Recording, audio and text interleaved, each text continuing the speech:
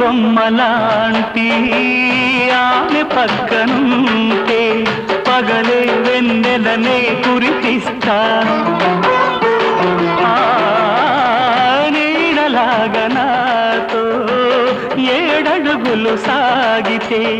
ఇలలో స్వర్గంనే సృష్టిస్తా రసరమ్యం ఆ రాగ విలాసం రసరమ్యం ఆ రాగ విలాసం వసివాడదు అది ఆ జన్మాంతం అందమైన నా ఊహల మేడకు ఆవిడమణి దీపం